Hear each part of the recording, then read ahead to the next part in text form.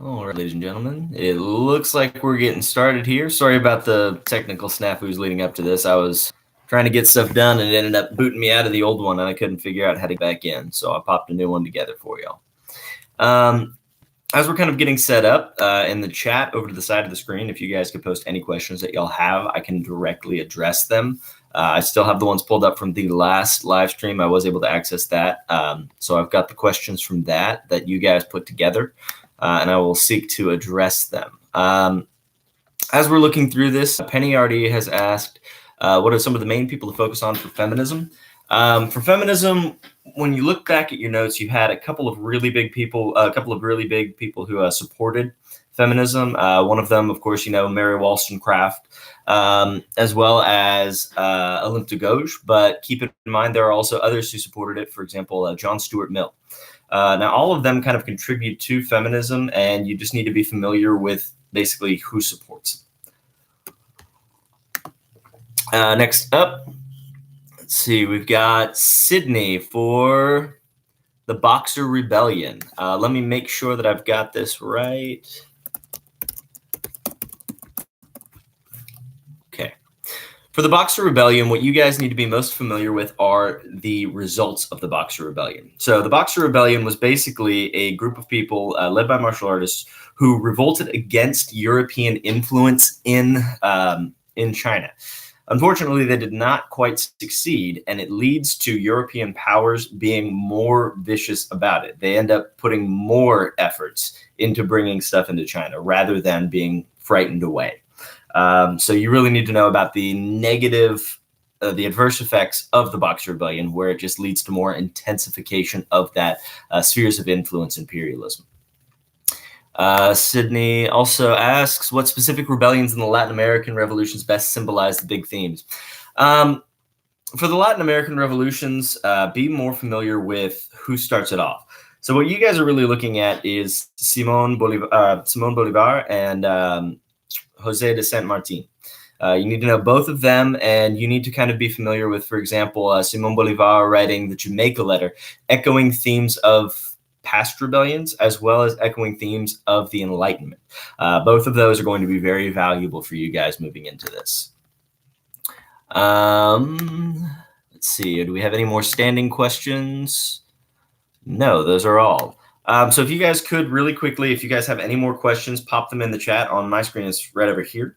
So if you guys could pop that into the chat, any questions, that would help me out greatly, because really what this is here for me to do is to kind of address y'all's concerns.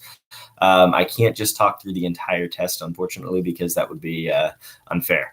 What is your opinion on the Mexican-American War? Do I think that Mexico was justified in the war? Now, unfortunately, guys, I'm not going to give my personal opinions on these matters, and I'll explain very briefly why. If I were to give you my personal opinion on the Mexican-American War, that would give away too much of what I think and not enough of the facts. So you guys couldn't come to your own conclusions because you'd be kind of unduly influenced by my opinions. That's why I try and keep my stuff out of whatever we're talking about. But I can speak to justification of the Mexican-American War. There are a couple of different ways of looking at this. Part of it is that America is justifying its imperialistic desires. It's justifying its manifest destiny through the war. Really, the Mexican-American War ends with the United States grabbing a bunch of land, and it's no surprise that that happens under a president who is expanding their imperial powers. As far as whether I think the justification is valid or not, I'm gonna leave my opinion out of that.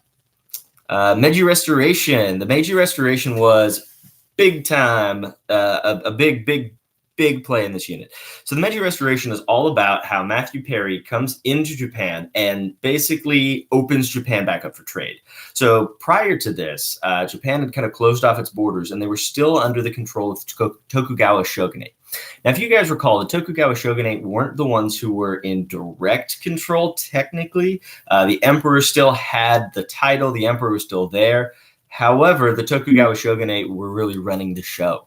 At the Meiji Restoration, basically what happens after Matthew Perry opens up Japan for trade, they realize that they are behind in industrialization.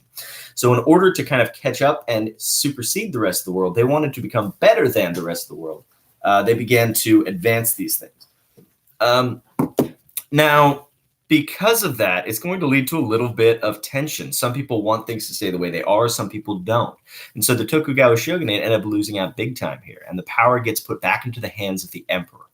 So the Meiji Restoration sees Japan westernize a lot of its things. It'll take European machinery and European industrialization and place it into Japanese industry, for example, textiles. And then it will also kind of cause a westernization of their military. So they're going to take the shogunate and dismantle it. But then they're going to take those people who were in control and basically move them over to their navy, their new westernized navy, and put them in as the officers. So they do change the Tokugawa shogunate. They dismantle the shogunate, but it still is the same people in power. So it both shows continuity and change at the same time. We've got Rita. Why did the Sino-Japanese War happen? That's part of Japanese imperialism. So if you guys recall, Japan is starting to expand. And in order to get more power, more influence, they do end up going to war with China. And this leads to them basically, they had been kind of at odds with China. They took control of Korea, and after that, they will also take control of Manchuria. And you're going to notice that Japan and China, especially in our next unit in the 1900s, Japan and China in the early part really enter into a lot of conflict because of lasting tension due to the Sino-Japanese War. Main causes of new industrialization. New imperialism, I think, Amanda, is what you're trying to ask about, or are you asking about second industrial revolution? I'm trying to make sure that I answer your question right. So Amanda, could you please rephrase what you were asking? Okay, revolution leaders should you focus on? You should know all of them, frankly, at this point. So just to kind of give you a quick recap of that, we've got in the American Revolution, you have Thomas Jefferson as the big guy because of the Enlightenment ties, and kind of how he takes John Locke and other Enlightenment thinkers and kind of injects them into the Declaration of Independence. In addition, the writers or the framers of the Constitution, you should be aware of because of the same reasons. They're going to take those Enlightenment ideals and put them into our systems of government. As far as the, let's see, French Revolution, you guys should be familiar with Robespierre. You should be familiar with the author of the Declaration of Rights of Man and Citizen, the Marquis de Lafayette. And you should be familiar with Louis XVI. All of them are big players. That's not to say that they're the only players, but they're the ones that are most likely to show up. And then for the Latin American, we've already talked about, but just to kind of bring them back up again, you have Simón Bolívar and José de San Martín. As far as Mexico goes, you can also be familiar with Father Miguel Hidalgo. New imperialism. Okay, so Amanda, new imperialism is basically second wave imperialism. And what happens here is your original imperialism is expanding out to make empires, and they'll do that in the New World by grabbing land. And that's kind of more colony-based. So, for example, think about the first 13 colonies of England. Think about how Spain sent over missionaries. Think about how Portugal established new plantation systems as well. So everybody's moving over into the New World and establishing these settler colonies. In second wave imperialism, it's less about settler colonies and more about feeding that industrialization machine that is Europe. So they're expanding, getting these new raw materials to try and pump more into make more goods. And a lot of second wave imperialism differs from first wave because while settler colonies like Australia or New Zealand still continue to happen, a lot of the new imperialism is really focused around spheres of influence where they don't have direct political control, but instead are trying to exercise kind of economic, not so much economic control, but they inject themselves so firmly into the economy of these places that they control the flow of everything. However, this lessens the load on European imperial powers because they don't necessarily have to get involved if there's a political conflict. So it's beneficial for them, but of course it leads to good things and bad things depending on where you are. In some areas, they let the people continue to remain in control. Like, for example, West Africa for a long time was under control of chiefdoms. But then after the Asante rebelled against Britain, they came in and took over. So they basically kind of let them do their own thing as long as they were still feeding them the raw materials. But if they saw too much of a conflict there, they had no problem coming in and taking over. That's the real big tweak between the first wave of imperialism and the second wave of imperialism. More in depth about rebellions against imperialism. Now, there's going to be a lot of rebellions against imperialism. I mean, we talk about direct rebellions, like, again, the Asante Kingdom had a direct rebellion against the British imperial powers. In other places, you have the acceptance of it. Or if not the acceptance, at least mostly passive. So in China, for a long time, they were controlled by these spheres of influence, but they really had no strong power to overthrow it, as the Qing dynasty was in the decline whenever these European powers started to come in and take over. However, the Boxer Rebellion is a great example of direct resistance to imperialism, as is the Opium Wars, where they tried to resist these imperial powers. And that's really what you're looking into. Anytime you have an instance of them resisting colonial powers directly through force, that's going to be one of those times. So unfortunately, that's a bit broad. So if you guys want to talk, just Isabel, if you want to ask a little bit more about a specific rebellion, we can definitely go into that. But that's kind of the Cliff's Notes on it. Like, make sure that you understand that in some places they accept this imperialism or at least allow it to continue. And in other places, they will revolt and have an armed resistance rather than an economic one. For Second Industrial Revolution, we covered that with the First Industrial Revolution. Essentially, the Second Industrial Revolution is all focused around electronical updates. So whereas the first one is more focused on these steam-powered new machines and the factory system just exploding, the second wave of imperialism is about the harnessing of electricity and the use of that in new inventions. So the first one, you're going to see the factory system, the spinning jenny, big new machines that can mass produce things. In the second wave of industrialization, you're going to see a lot more use of telegraphs, telephones. These things start to come out, or the improvement of light bulb. All of these are real big inventions under that second industrial revolution. Do we need to know, Rita asks, do we need to know how imperialism and decolonization affected specific nations? So Austria-Hungary and the Congo. You should be familiar with all of that. As for the test, you do need to be more familiar with the causes of imperialism and the big effects. So you're not really looking at me trying to trick you with something super specific here. All of the questions are going to be more focused on the big picture. So let me make sure that I am not missing something as far as that is concerned. I'm just going to scroll through real quick. Sure.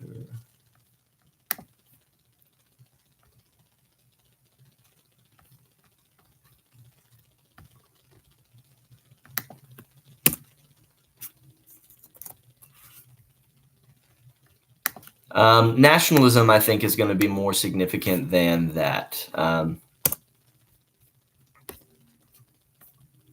Will be.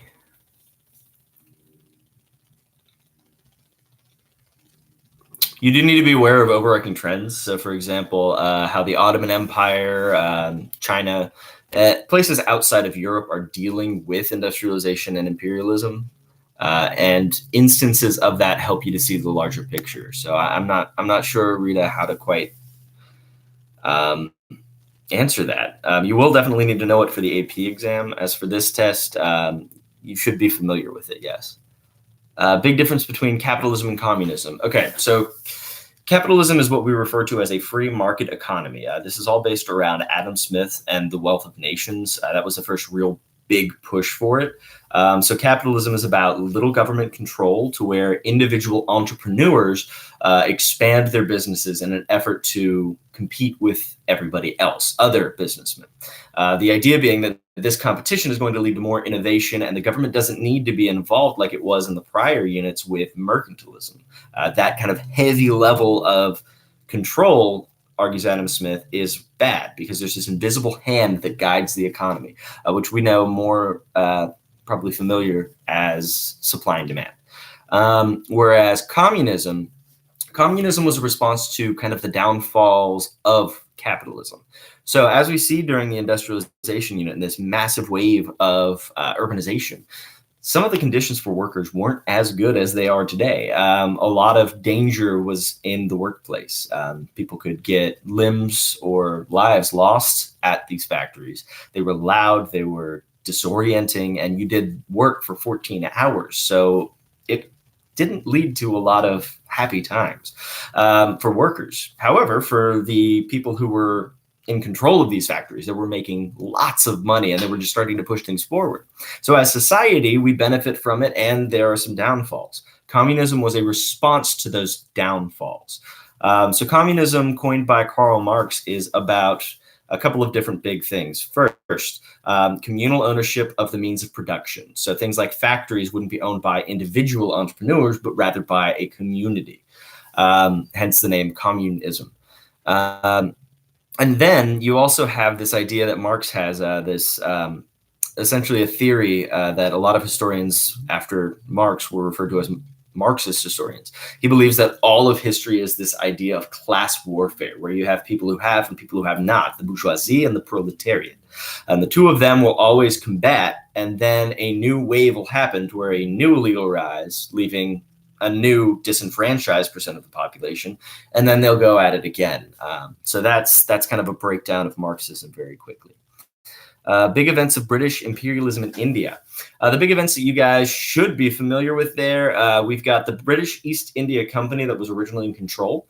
However, they started to gain control through small treaties, small trade agreements as the Mughal Empire had started to decline. And at one point, there was a rumor going around about them using cartridges that were smeared with pig fat and cow fat, which was offensive to the Hindus and Muslim population. So the soldiers in Sepoy refused to use the cartridges and mutinied against the British. This started off the rebellion of 1857, and they really started to push against the British. That's another one of those examples of direct resistance to imperialism. And then what ends up happening is that what ends up happening as they continue going, the British do end up putting down this rebellion in about a year. After the rebellion is put down, the British establishes the Raj, which is a direct British control in India. So much the same way as West Africa went, they were fine having kind of a loose economic control, but as soon as they started to push back against that economic control, Britain came in and instead went into direct imperialism. Difference between communism and Marxism. Marxism and communism are kind of interchangeable for our purposes at this point. However, communism down the line, when it's used for the Russian Revolution, is going to be kind of Marxism blended with a little bit of Leninism. And so we'll talk about that in a lot more detail down the line. But as far as you need to know for this unit, Marx is the one who coins the term communism. But as it moves forward into our next unit, it's going to become a little bit more distorted as Lenin uses it as justification for the Russian Revolution. Just a summary. We are having a test this upcoming week. Yeah, that's kind of why I'm making sure you guys have a quick review. All right, ladies and gentlemen, if you guys have any questions, I'm going to leave the chat open for about another couple of minutes here. I'll answer Becca's question. As I finish up with her questions, if there are more questions, I'm happy to continue answering them. But we're kind of reaching, it seems like, an end of the questions that I'm seeing. Are there any other isms besides nationalism, feminism, communism, imperialism you should know the effects of? All of the isms are going to be very important all the way up to the AP exam. So you should be familiar with the effects of all of those. The ones that you listed are definitely going to be the big ones in this unit. Industrialization. Just doing a quick scan.